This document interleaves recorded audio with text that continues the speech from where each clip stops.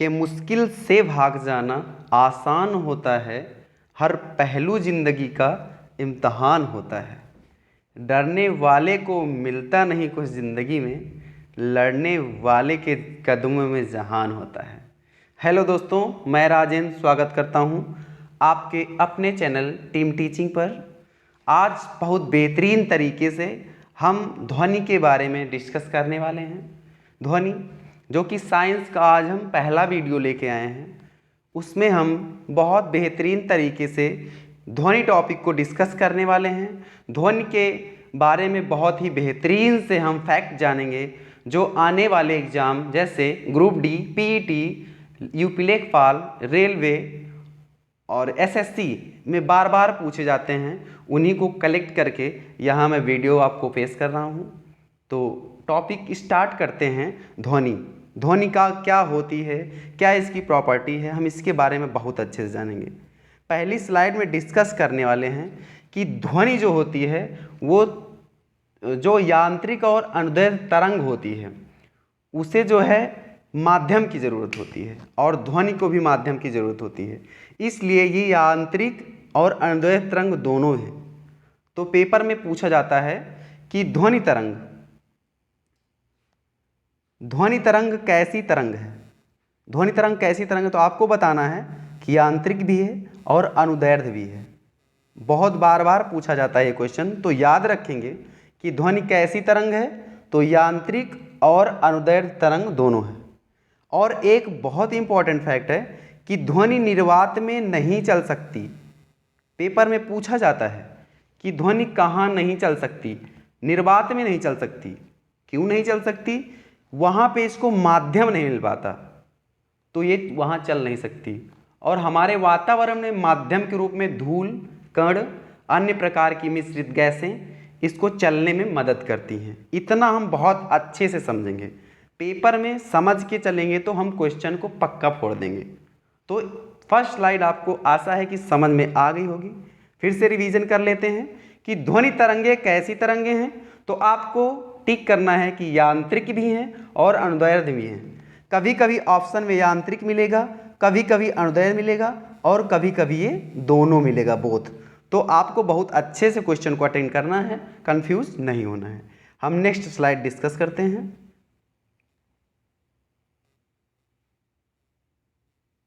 Next slide में जो है आज हम जानेंगे कि जो ध्वनि होती है वो 3 प्रकार की होती है। कितने प्रकार की होती है? 3 प्रकार की होती है। कौन कौन सी? एक होती है श्रव्य तरंग, एक होती है पराश्रव्य तरंग, एक होती है श्रव्य तरंग, एक होती है पराश्रव्य तरंग और एक होती है अपश्रव्य तरंग। सबके बारे में बहुत अच्छे से हम डिस्कस करेंगे। तो आप लोग नोट्स जरूर बनाएं, पेन और पेपर लेके बैठें और नोट्स बनाएं। तो ध्वनि कितने प्रकार की होती है, पहली बात पूछ सकता है पेपर में। तो आपको बताना है कि ध्वनि 3 प्रकार की होती है, ठीक है। और पूछेगा कि श्रव्य तरंग की प्रॉपर्टी क्या होती है भाई। तो श्रव्य तरंग जो है ये पहली तरंग है, तो इसकी जो हर्ट्ज आवृत्ति होती है, इसकी आवृत्ति जो होती है 20 हर्ट्ज से और 20,000 हर्ट्ज तक हो सकती है। बहुत अच्छे से याद रखेंगे, पेपर में पूछ सकता है कि ऐसी कौन सी ध्वनि है जिसकी आवृत्ति 20 हर्ट्ज से 20,000 हर्ट्ज तक होती है। तो आपको जवाब देना है कि वो है श्रव्य तरंग, ठीक है। और एक बहुत इंपॉर्टेंट फैक्ट है कि इसे मनुष्य सुन सकता है। अगर 20 हर्ट्ज से 20,000 हर्ट्ज के बीच कोई भी तरंग होती है तो उसको जो है कौन सुन सकता है? मनुष्य सुन सकता है, ठीक है। इतना हम याद रखेंगे। और इसके बारे में एक्स्ट्रा फैक्ट एक ही था कि इसे मनुष्य सुन सकता है, और इससे ज़्यादा अगर इसकी आवृत्ति हो जाएगी तब भी मनुष्य नहीं सुन पाएगा, और इससे कम हो जाएगी तब भी मनुष्य नहीं सुन पाएगा। तो आगे बढ़ते हैं, नेक्स्ट स्लाइड में डिस्कस करते हैं दूसरी तरंग। दूसरी ध्वनि कौन सी है? दूसरी ध्वनि है प्रश्रव्य तरंग। इसकी जो आवृत्ति होती है वो 20,000 हर्ट्ज से अधिक होती है। इसको चमगादड़ एक ऐसा स्तनधारी पक्षी है जो प्रश्रव्य तरंग उत्पन्न करता है। क्यों उत्पन्न करता है? क्योंकि इसको रात में नहीं देता, दिखाई नहीं देता, तो ये पराश्रव्य तरंग जो है इसको निकालता है अपने अंदर से और जाके शिकार में टकरा जाता है और ये फिर से रिफ्लेक्ट होके इसको आके सूचना देती है कि भाई शिकार यहीं पर है और वो अटैक कर देता है। ये कारण है। और एक बहुत ही इंपॉर्टेंट फैक्ट जानेंगे कि चमगादड़ को रात में क्यों नहीं दिखाई देता। तो थोड़ा सा हम जानकारी रखते हैं कि आंख में 2 प्रकार की कोशिका पाई जाती है। कितनी प्रकार की? 2 प्रकार की कोशिका पाई जाती है। कौन कौन सी? एक होती है शलाका कोशिका। कौन सी? शलाका कोशिका। और एक होती है शंकु कोशिका। कौन सी? शंकु कोशिका। शलाका कोशिका मुर्गी में नहीं पाई जाती या मुर्गी में, और शंकु कोशिका चमगादड़ में नहीं पाई जाती। तो शलाका कोशिका नहीं का काम होता है अंधेरे में देखने में मदद करना, और शंकु कोशिका का ठीक है। और शंकु कोशिका का मतलब होता है कि कलर को अलग अलग ढंग से पहचानना। तो शंकु कोशिका चमगादड़ में नहीं होती, इसलिए उसको सारी चीज़ें ब्लैक ब्लैक दिखाई देती हैं।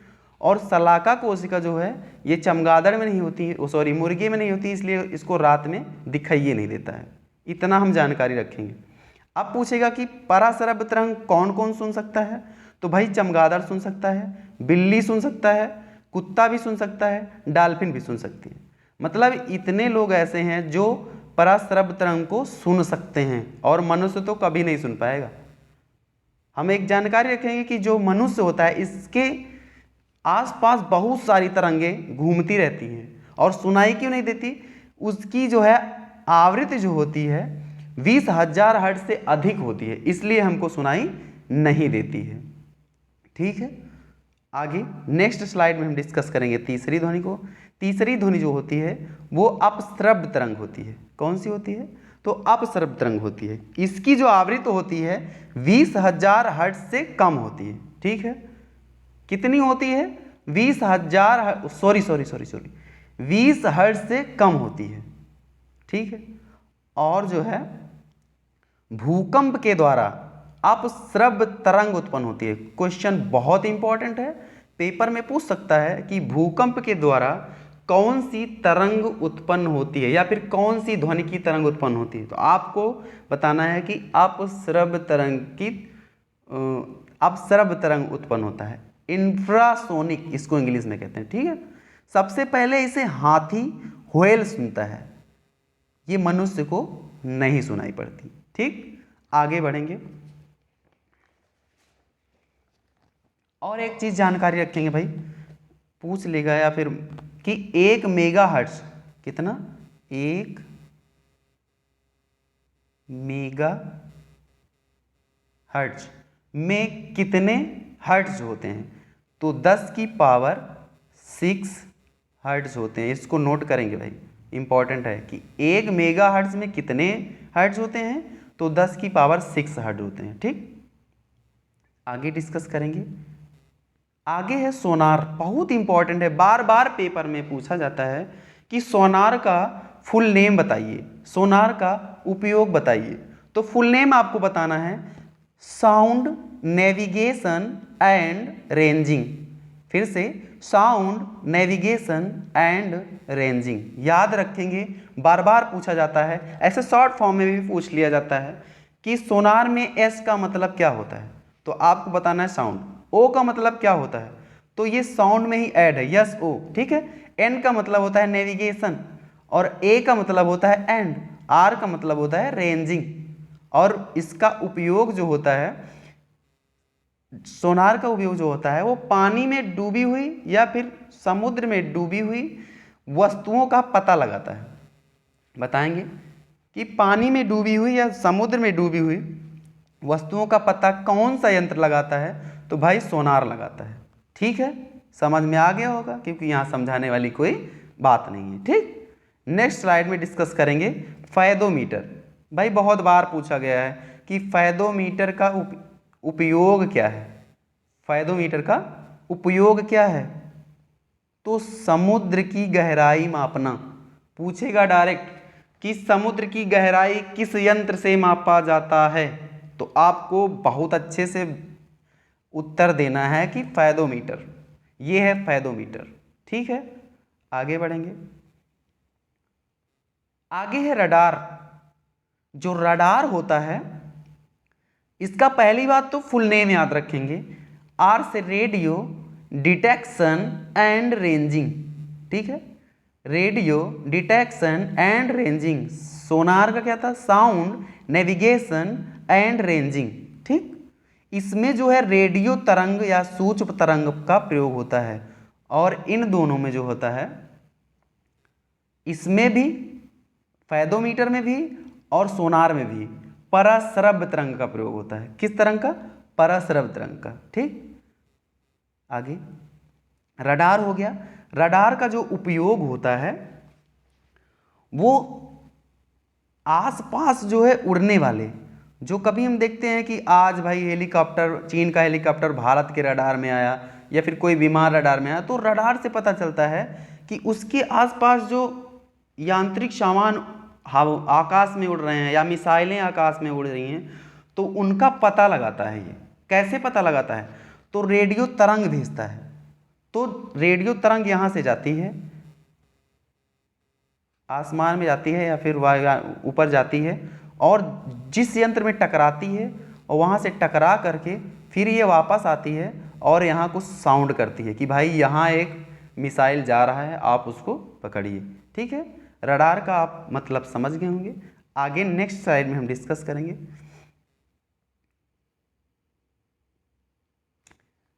एक चीज़ याद रखेंगे भाई कि जो साउंड होता है, साउंड मतलब ध्वनि, क्या, ध्वनि,